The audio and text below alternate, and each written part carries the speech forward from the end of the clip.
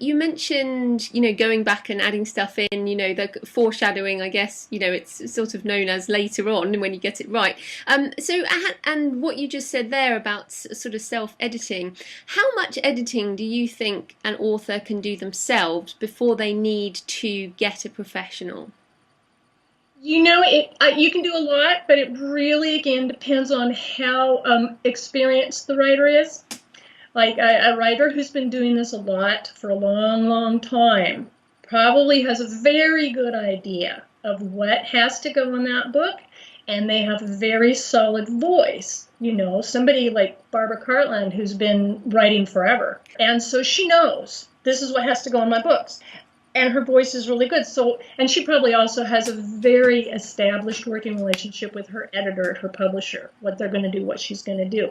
But for somebody who's just starting out, who doesn't have that editor at their publisher, somebody who doesn't have that experience, whose voice maybe isn't fully developed, who doesn't have a ton of practice with thinking out these plots this way, you can go to an editor in the very beginning. I do a synopsis edit. That's the cheapest thing I do, where you just bring me a synopsis. Like I said, I can work from your single sentence and say, I can help you work through what's going to be your climax and what's going to be your hook.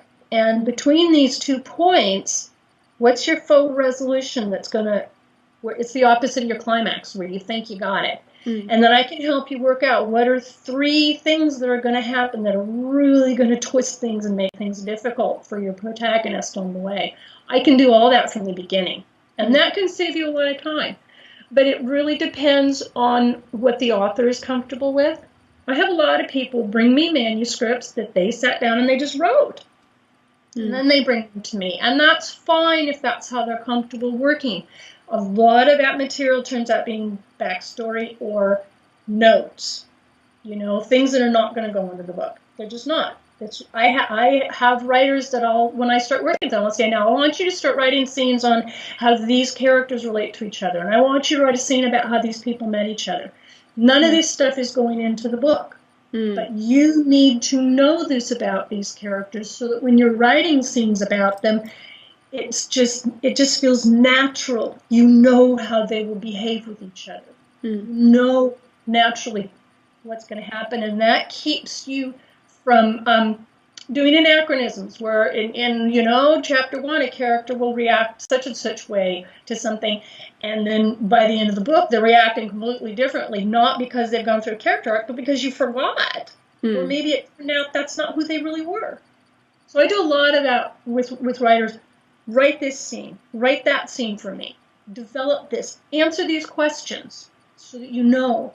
And so when somebody writes an early draft just straight through, they're really answering a lot of those questions for themselves. It's not necessarily material that goes in the final book. But you can do that if that's how you're comfortable working. Or you can start with an outline.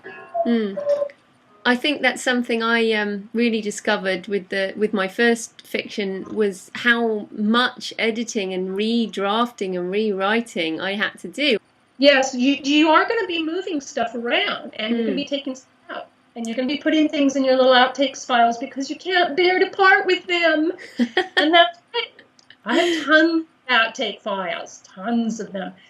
You just take it out and you put it there and you say, it's safe, it's okay, it's safe. But now we're going to write the scene that goes in this spot. So there's an enormous amount of that goes on. And by the time they bring it to an editor, it's much better organized. And they have a much better grasp on the story. And then they can get really deep into not just we're going to try to get this in good enough shape that an agent will say, well, maybe there's something there. But this is something that would be a really gripping book that, tens of thousands of readers are going to go, oh, I love this book. I love this writer. And that's your goal. I can't wait for the next book this writer puts out. Yeah. That's your prediction.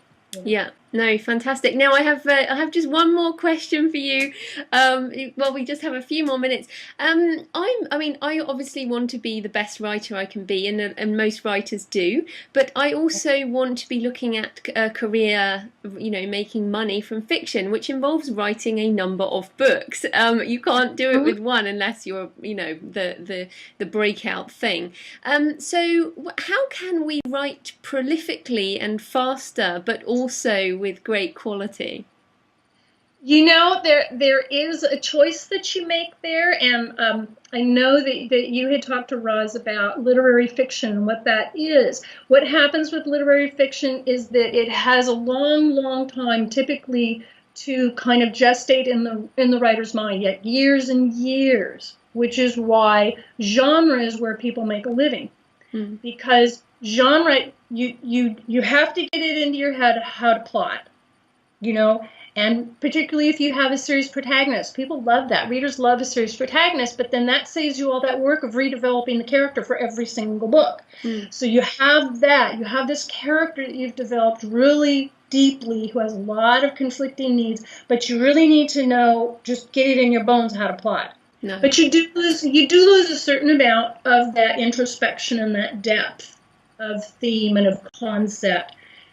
And you may go back years later and go, wow, if I had dug deeper into that story, I could have unearthed so much more. So it's your choice. You're choosing between the depth and the getting those things written and getting them out there. Mm. No, fantastic.